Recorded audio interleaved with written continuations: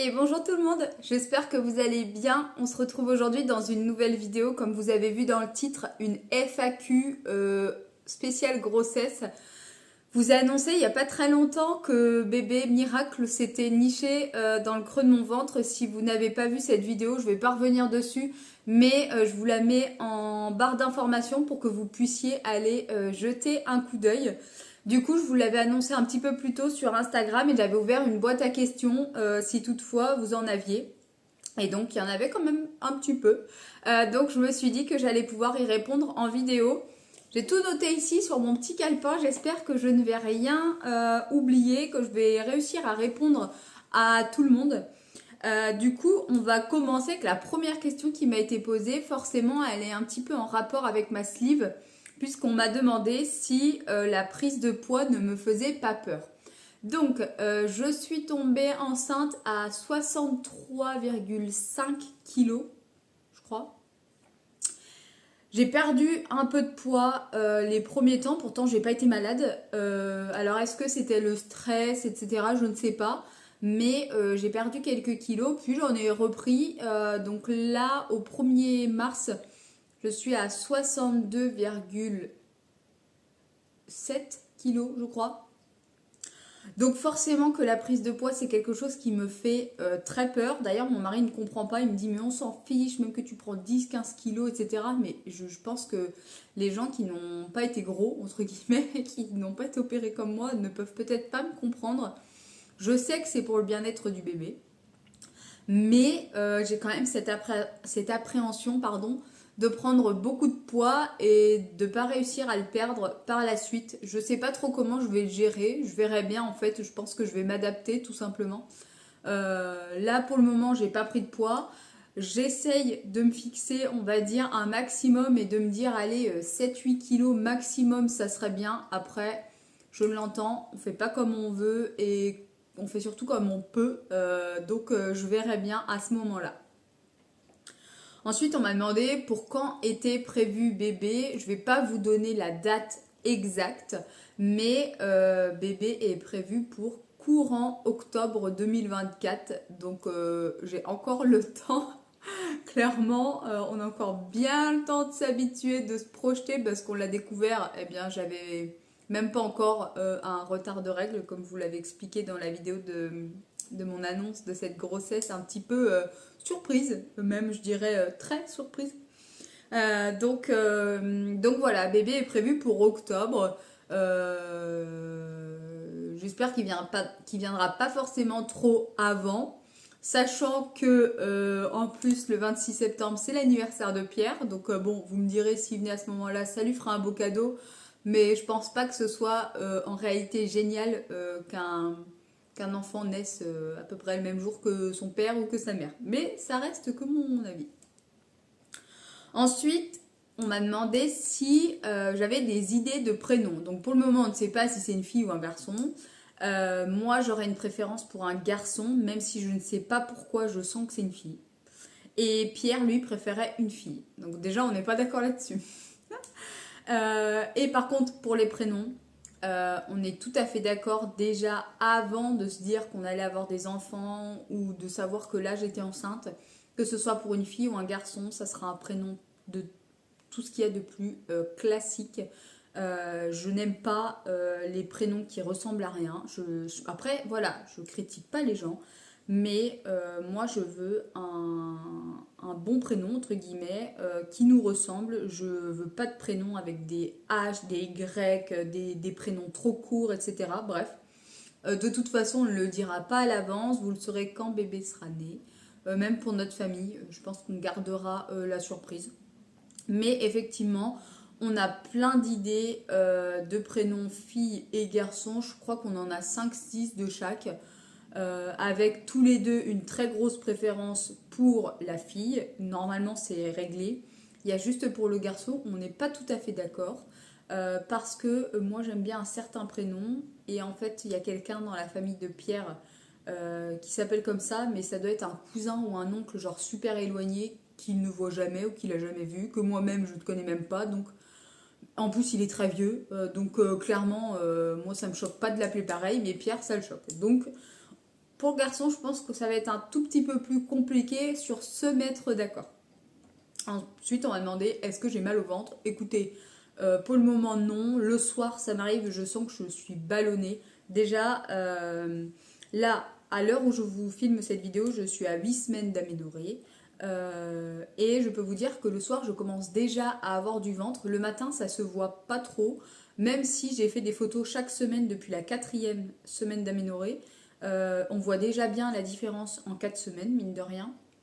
Mais je n'ai absolument pas mal au ventre. Le soir, ça arrive où je sens que ça s'est tendu, quoi. Enfin, je sens que je suis ballonnée, que c'est un petit peu désagréable, mais de là à dire que j'ai mal, non.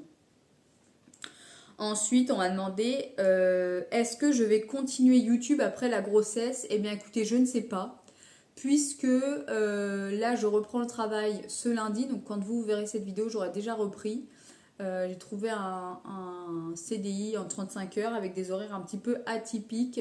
Du coup, je ne sais pas comment je vais réussir à concilier le travail, le bébé, la maison, les courses, machin et tout. Il y a énormément de femmes qui y arrivent. Donc, je me dis pourquoi est-ce que moi, je n'y arriverai pas?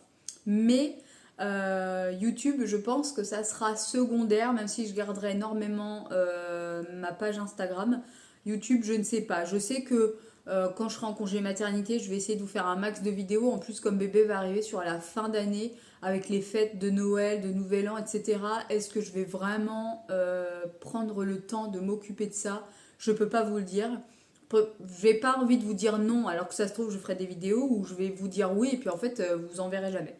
Donc, je ne peux pas répondre à cette question parce que moi-même, je ne le sais pas encore. Ensuite, on m'a demandé est-ce que j'ai utilisé des tests d'ovulation et sont-ils fiables? Alors oui, depuis le mois de septembre 2023, j'arrive à redétecter une ovulation au niveau de mon corps, chose que je n'avais pas depuis de nombreuses années. Et nous étions en vacances quand j'ai senti que j'ovulais parce que j'avais très mal au sein, j'avais des pertes qui faisaient penser à tout ça. En plus, c'était pile, on va dire, dans mon cycle, même si j'ai des cycles longs. Donc, en revenant de vacances, j'avais fait quand même un test d'ovulation parce que comme j'étais partie en vacances, j'en avais pas emmené. Et bon, il était négatif, mais ce qui était normal. Et du coup, par la suite, j'ai continué à en faire et j'ai réussi à chaque fois à bien détecter une ovulation. Souvent, mes tests étaient positifs entre 14h et 18h, jamais le matin. Et donc, là, j'ai eu mes dernières règles du 18 au 21 décembre et j'ai eu un test d'ovulation positif, mais genre ultra positif, le 18 janvier, donc un mois plus tard. Donc comme quoi, faut pas se fier à tout au niveau de ces cycles.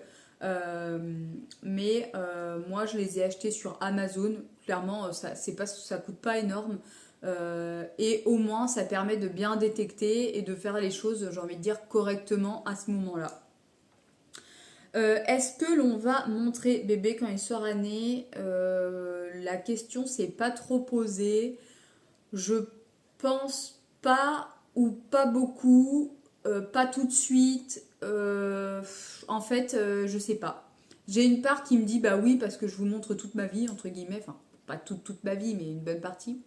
Et j'ai une part qui me dit non parce que bah lui il a rien demandé, parce que je vais pas connaître son avis, parce que on sait pas, on voit un peu de tout sur internet, on peut nous piquer nos photos, enfin bref, sincèrement je ne pense pas, enfin en tout cas je le montrerai mais peut-être que je flouterai la tête ou que je ferai en sorte de faire des photos ou des vidéos où on le voit mais sans vraiment trop le voir. Bref, pour le moment là aussi c'est une question où j'ai pas réfléchi à ça et je sais pas comment ça va se passer.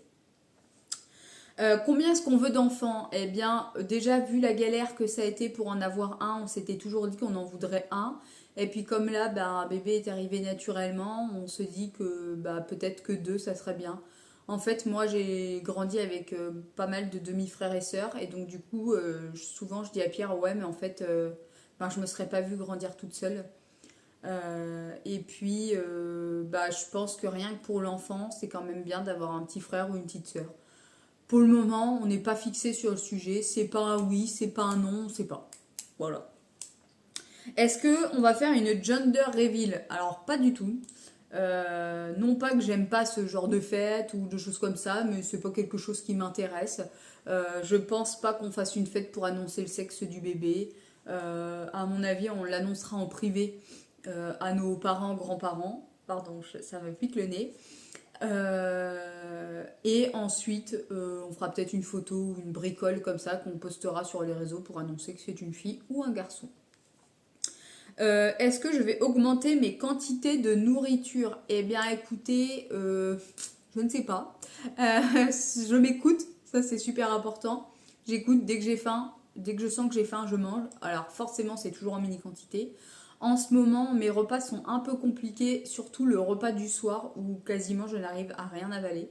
C'est même assez perturbant parce que ça a tendance un petit peu à m'inquiéter. Je voudrais pas qu'il arrive quelque chose au bébé, mais je peux pas me forcer sinon je vomis, c'est encore pire. Donc j'arrive à bien manger le matin, bien manger sur mes collations le midi, l'après-midi, je fais un goûter et tout, mais le repas du soir en ce moment est compliqué. Donc j'espère que ça va s'améliorer.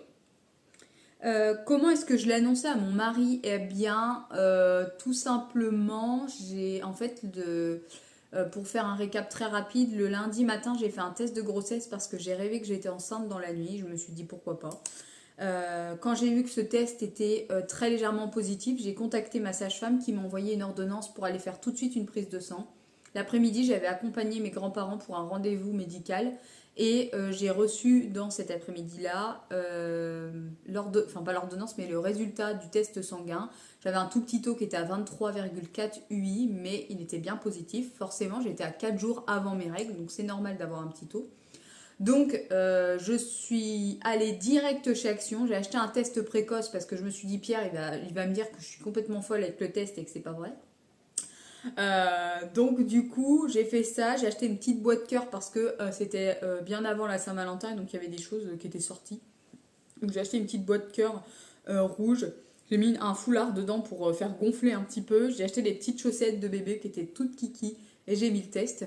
Il est rentré le soir, on a parlé, machin et tout, et moi j'étais trop pressée. Je lui ai dit, bon écoute, il faut que je te donne quelque chose, va t'asseoir dans le canapé. Ben pourquoi et tout, parce qu'il n'y avait pas d'occasion particulière. Et comme dans le week-end, nous avions terminé de refaire le dressing et qu'il n'avait pas pu aller faire de la moto, faire ses affaires, machin et tout, j'ai dit, ah ben, en fait, je t'ai acheté un petit cadeau pour te remercier pour ce week-end, de m'avoir aidé à faire les travaux, machin et tout. Et Pierre est un champion pour vouloir deviner les cadeaux. Donc, genre, à chaque fois, il brasse le truc. Ah, je pense que c'est ça, machin. Donc là, je lui donne, il commence à vouloir brasser. Je lui dis, ah non, c'est fragile, tu fais attention. Ok. Et je lui avais dit de fermer les yeux, etc. Et donc là, je lui dis, c'est bon, tu peux regarder. Donc j'étais là, assise dans mon fauteuil, il était dans le canapé, j'ai filmé, mais je garde ce moment pour nous. Et il ouvre la boîte, il me regarde comme ça, il me dit, t'es enceinte? Je renvoie sa tête, c'était trop drôle. Et donc du coup, je dis bah oui, et je lui dis, je te promets, je rigole pas. J'avais la voix toute tremblante dans la vidéo, je l'avais envoyée à une copine et elle m'a dit, oh ta voix, machin et tout. Il me dit, mais depuis quand tu le sais? Bah, je lui dis, depuis ce matin, je dis, j'ai fait un test et ensuite je suis allée faire une prise de sang, j'ai le résultat, je lui ai montré et tout. Il me dit, non mais je reviens pas, je suis choquée. Il m'a répondu au moins 15 fois, je suis choquée. Donc là, lui, il a encore du mal à s'y faire, entre guillemets, parce que, bah, comme il me dit, il ressent pas tout ce que moi je ressens. Les échographies, j'en ai fait quelques-unes maintenant, j'en ai fait 3, dont 2 où on a vu l'embryon, mais lui pour le moment il préfère venir quand on verra bien la forme d'un bon bébé, donc il viendra quand je vais faire ma T1, ça sera le 4 avril. Donc pour le moment voilà, vous inquiétez pas, il est très relou sur t'es sûr que t'as le droit de manger ça, t'es sûr que t'as le droit de faire ci, ça, aucun problème, aucun doute, j'ai vraiment un gros relou à la maison. Le moindre truc, oui mais attention, nanani nanana. Donc bref, voilà comment est-ce que je lui ai annoncé. Ensuite, est-ce que j'ai un suivi particulier avec ma sleeve? Eh bien entendu que oui, je suis à 15 mois post-op, mon poids n'étant pas stabilisé encore. Eh bien, je suis suivie par une sage-femme tous les 15 jours, 3 semaines, à peu près toutes les 3 semaines pour faire une échographie, être sûr que bébé grandit bien, évolue bien. Et puis, je vais rencontrer donc la gynécologue pour faire la T1 le 4 avril prochain. 2 dernières questions. Est-ce que Lucky ressent la grossesse? Eh bien écoutez, je pense que oui, parce que là, comme je ne travaillais pas l'après-midi, je faisais une sieste. Clairement, Les premières semaines là m'ont tué, m'ont claqué, m'ont achevé, je dormais tout le temps. Et donc l'après-midi je faisais une sieste et elle venait toujours dormir sur mon ventre, la tête sur mon ventre. Tout le temps, alors que d'habitude elle dort jamais avec moi. Même à côté de moi, des fois je l'appelle pour lui dire allez viens on fait la sieste, on fait dodo, elle vient jamais. Pour ceux qui savent pas, Lucky c'est notre chienne puis elle est cachée là. Donc, je pense que vous voyez son petit doudou qui est ici. Du coup, je pense qu'elle ressent parce que je vous dis, elle est très souvent collée à mon ventre, même si pour moi, je me dis que c'est pas possible qu'elle ressente maintenant, mais visiblement, peut-être que si. Donc la dernière question était, est-ce que je vais partager l'évolution de ma grossesse? Eh bien sûr que oui. Parce que je vous partage tellement de choses que je me dis que ça, je ne peux pas vous le partager. Je ne sais pas comment ça va se dérouler. Parce que je vous ai déjà partagé une première partie de celle-ci.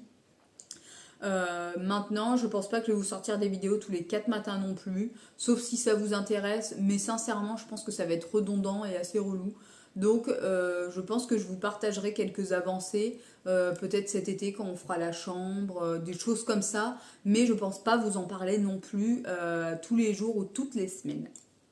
En tout cas, si vous avez des questions, n'hésitez pas à me les poser dans les commentaires et puis j'y répondrai comme ça au fur et à mesure. J'espère avoir pu répondre déjà à toutes vos interrogations. Et puis écoutez, je vais vous laisser ici parce que déjà presque 17 minutes de vidéo, je pense que vous en avez déjà un petit peu marre de voir ma tête. Bref, si vous êtes resté jusqu'au bout de la vidéo, n'hésitez pas à mettre soit un petit bébé, soit un petit biberon, quelque chose en raccord avec cette bonne nouvelle. Et puis, je vous embrasse comme d'habitude. N'oubliez pas de vous abonner pour suivre tout ça quand même, parce que c'est pas rien. Et je vous embrasse comme d'habitude. N'oubliez pas, prenez bien soin de vous. Et je vous dis à très vite. Look my way, I've been patient. Found you here.